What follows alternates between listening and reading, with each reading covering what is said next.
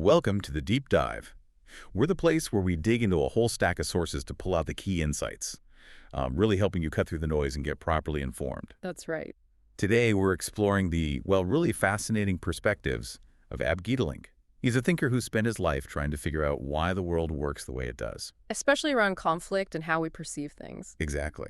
So our mission today is to unpack his journey, his thinking, and uncover these surprising insights he's found by daring to look for what he calls the other side of the truth. And it's clearly a mission driven by, deep personal conviction for him. It comes from a lifetime of challenging assumptions, engaging directly with truths many people might find, well, uncomfortable. Right. And what's really compelling, I think, is how his own life story weaves into his analysis. It creates this rich picture offering insights into global conflicts, societal issues. Okay, so let's get into this deep dive then. We'll pull out the crucial lessons from his experiences, his perspectives, show you not just what he thinks, but maybe more importantly, why he thinks it. And why it matters for all of us, really. Okay. So Gietelink, born in 1959, his early years seem packed with intellectual curiosity. Definitely. He studied law, economics, and philosophy at the University of Amsterdam. That's quite a combination. It is. And then he didn't just stick to academics, he jumped into experimental theater. Yeah, with theater group Nomade. And alongside that, he was involved in politics for a long time with Groenlinks, the Green Left Party. And then journalism, too. Founding alternative TV, writing columns for major papers like Tro, NRC, Volkskrant. Right. He's been quite visible. And through all these different roles, there's this consistent thread, this core drive, seeking what he calls the other side of the truth. He's really known for it. He's not afraid to look at opposing views, sometimes described as, anti-conformist. And this idea, this commitment to dialogue, to finding different perspectives, it's really central to everything he argues. That makes sense as a foundation. So with that mindset, what first got him interested in these enemy images he talks about, like the Soviet Union, for example? Well, it goes right back to his childhood. He puts it as being born in the heart of the Cold War. Ah. So that environment, with its very clear us versus them narratives, it sparked this lifelong interest. He even remembers being a kid, driving with his parents, looking at a map, and seeing this dark spot in Germany, Czechoslovakia, a place they couldn't go, behind the Iron Curtain. And he thought, when I grow up, I have to go there because people live there too. Wow. Just like that. Pretty much. He went to Poland early on and found communism was, well, more like 1950s Europe than some totally alien thing. So this curiosity just grew. So he actually went. He didn't just read about it. Oh, yeah. He apparently listed countries he considered bad and just went backpack on to see for himself if the stories were true. He took the train to the Soviet Union in '88. Seriously? Yeah, and kept going. Took the Trans-Siberian Express all the way to China just to see. That's some serious dedication to finding the other side. So what was the big lesson from all that travel, especially seeing different cultures up close? I think one of his key takeaways, particularly from places like China, was that the differences we perceive between nations are often more historical than purely cultural or political. Historical? How so? He gives us a really specific example from China back in 1988. He saw men spitting in public spittoons. Okay. And he realized, wait a minute, 100 years ago, spitting, even chewing tobacco, that was pretty common in Europe too. And just like Europe evolved past that, China has too. So his point is, these perceived cultural gaps might just be societies at different stages of development, historically speaking, not fundamentally different values underneath. And building on that historical view, his understanding of war is, well, it's deeply shaped by his father's experience in World War II. How does he frame war then? He puts it very bluntly. War is the collective murder of the other party, a situation where all values are set aside. That's stark. It is. For him, it's not about strategy or politics in that moment. It's a moral catastrophe, pure and simple. It forces you to confront the human cost, doesn't it? Not just the map lines. It certainly does. And he applies this view, rooted in history, to current events too. Like, does he see parallels between past conflicts and what's happening now with Russia in Ukraine or in Gaza? Absolutely. He draws direct lines. He looks at how World War I, with its rigid alliances and, crucially, the lack of dialogue, basically paved the way for World War II. Right, the domino effect. Exactly. And he worries we're doing it again. He argues that instead of de-escalating current politicians, the media, the intelligentsia, they're actually escalating conflicts. By providing weapons. By providing weapons, yes, but also, crucially for him, by refusing dialogue. shutting down conversation. That's a strong accusation that leaders are escalating, not de-escalating. He even mentions Donald Trump as one of the few who tried to de-escalate. That's surprising. It is. And he's not endorsing Trump across the board, you know? But he saw in Trump a willingness, sometimes maybe erratically, but a willingness to talk directly, even with adversaries. Which he felt was missing elsewhere. Largely, yes. He sees this refusal to engage in dialogue as a fundamental mistake, a really dangerous path that just digs the trenches deeper. For Gietelink, dialogue, no matter how tough, is always the only path towards finding common ground, towards peace. And he finds it baffling that it's rejected. Astonishing, he says, that this basic principle gets pushed aside so easily for confrontation. Okay, so he connects this lack of dialogue, these geopolitical issues, back to how the West thinks about itself. He talks about a liberal democratic paradigm. What's he getting at there? Right, that's a key concept for him. He means this dominant way of seeing the world where our systems, democracy, individual freedoms, market economics, are held up as the gold standard, the ultimate ideal. And so, from within that paradigm, anything different, Russia's approach, China's model, elements in the Islamic world, gets framed almost automatically as a threat, something to be pushed back against or contained. Less about understanding them on their own terms. Exactly. More about defining them in opposition to us, or by our standards. That's a critical view. Does he see any strengths in that Western paradigm, or is it all about the blind spots for him? He seems to argue the differences are often minimal. How does he justify that with Russia, for instance? His main focus is on the limitations, especially how this paradigm can kind of exaggerate the differences. He'll argue, for example, that Russia is, at its core, an East European country, not fundamentally alien, maybe not that dissimilar to Poland or Hungary, which also have complex histories with authority and nationalism. He mentioned interviewing the Russian ambassador recently and being surprised himself at how minimal the difference in their worldviews actually felt in conversation. And for Islamic countries? Similarly, he suggests that values in many Islamic countries aren't inherently different from where the West was, say, 50 or 60 years ago. He sees it more as like a process of emancipation unfolding in different historical phases, maybe at a different speed. So peel back the layers, and there's more common ground than admitted. That's basically his argument. More commonality than the dominant paradigm often allows us to see. And he points to specific examples of what he calls double standards, right? Like Israel-Palestine. Yes, he sees that as a really clear case. He points out, 141 out of 193 countries recognize Palestine, but key Western nations, the Netherlands, France, Germany, UK, US, Canada, they don't. So for him, that shows a deep double standard. Stated values like self-determination seem to be applied selectively. He contrasts it with the swift Western reaction regarding Ukraine's territorial integrity, for example. And this critique extends to how Western military actions are described.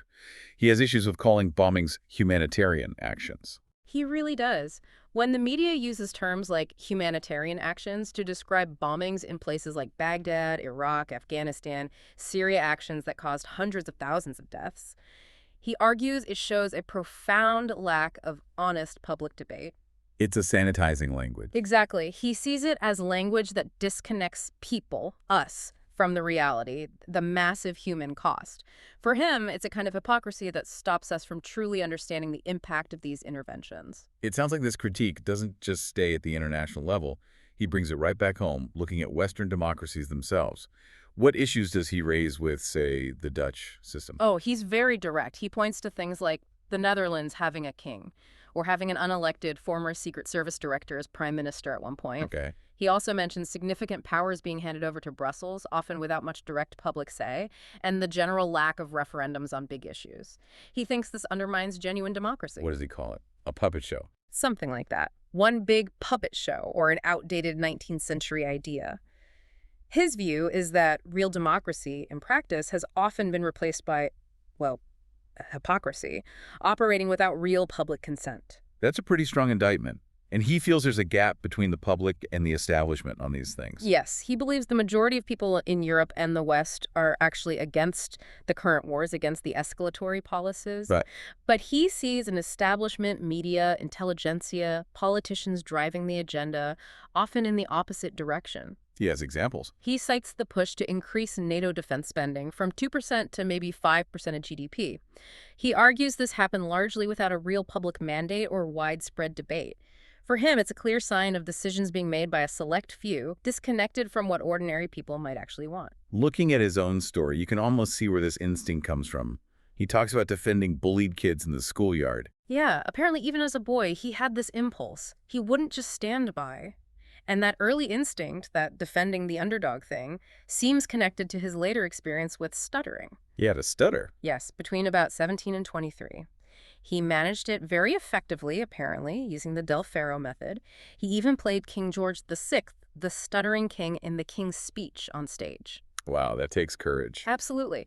But he reflects that the experience, feeling not normal, feeling vulnerable, probably deepened his empathy, gave him a sensitivity to suffering, a sharp eye for people on the margins. So this freedom drive he has, this refusal to be intimidated, where does that stem from? How does it play out?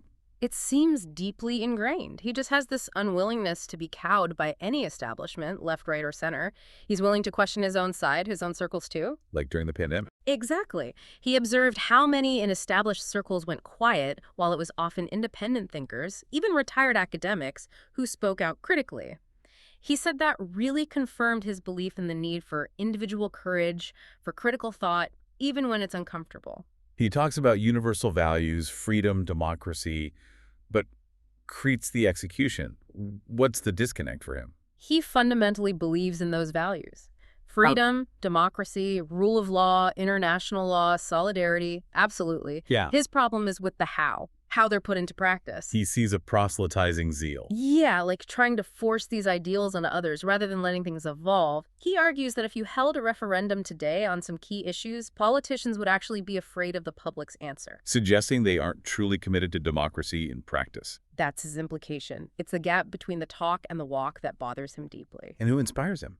He looks to certain figures. Yes, particularly humanitarians. He mentions people like Gorbachev and Mandela. Why them specifically? He sees them as leaders who manage to rise above oppressive systems through dialogue, through forgiveness.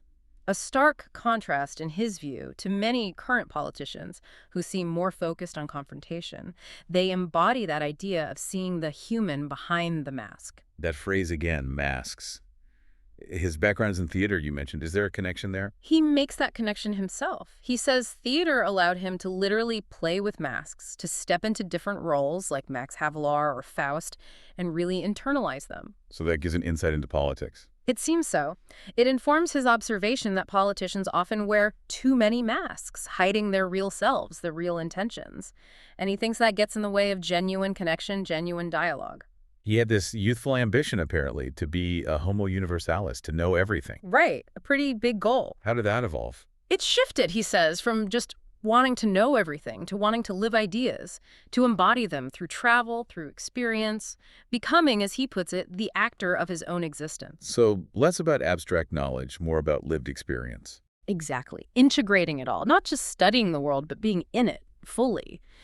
And just touching on his personal emotional world, he says he feels less fear as he's gotten older, which is interesting. Yeah. And he consciously channels his anger, particularly about war and hypocrisy, into his writing, into his columns. He tries to make it productive. In disappointment. He accepts it, he says, with a kind of melancholic irony, a sort of quiet acceptance of things he can't necessarily change. Okay, so bringing this all together. Yeah. What's the main takeaway for you, the listener? His core advice seems to be, see the human behind the mask. Exactly. He really stresses that people hold views not because they're inherently bad, but because of their upbringing, the media they consume, the societal beliefs around them. It's about understanding the why behind the what. Getting the context, not just making a judgment. And he argues quite strongly that the lack of real, genuine public debate and self-criticism in our societies is actually life-threatening. Life-threatening. That's serious. He believes so. That this lack of honest exchange leads to dangerous conflicts, deep distrust in institutions. If we don't talk and if we don't question ourselves, the risks are huge, globally and personally. And he really challenges listeners, doesn't he, to push back against that, to find the courage to argue, to speak up, to trust, and maybe hardest of all, to listen. Absolutely. And also to have the courage just to be different, to step outside the mainstream and not be terrified of being canceled. He thinks that fear is overblown. He does. He believes the power of cancel culture is often exaggerated, that it should be relativized. His view is that a reasonable argument, one made genuinely, is hard to silence completely in the long run. Don't let the fear stop you from thinking and speaking, basically. So his final thought, and it is provocative, it's really the core of this deep dive. The importance of actively, empathically seeking out and valuing the other side of the truth and other paradigms. Even ones we find difficult. Especially those. Trying to understand the perspective of the Russian nationalist, the Islamist, the communist, the pacifist, even the radical right-winger. Why? Because, he insists, there's always a reason behind their viewpoint. And dialogue, understanding that reason, is the only way we can possibly move forward. That really is a powerful challenge for all of us, isn't it? To try and shift from just judging to actually understanding, to look for the human element even when we strongly disagree. It really is. And it leaves a question for you listening right now. How can you apply this idea, this hunt for the other side of the truth in your own life? Maybe it's about global politics. Maybe it's something happening in your local community. Maybe it's just in your personal relationships. Think about the courage it takes sometimes to step into those uncomfortable conversations and what new insights, what understanding you might gain if you truly try to listen and empathize with a perspective that's really different from your own.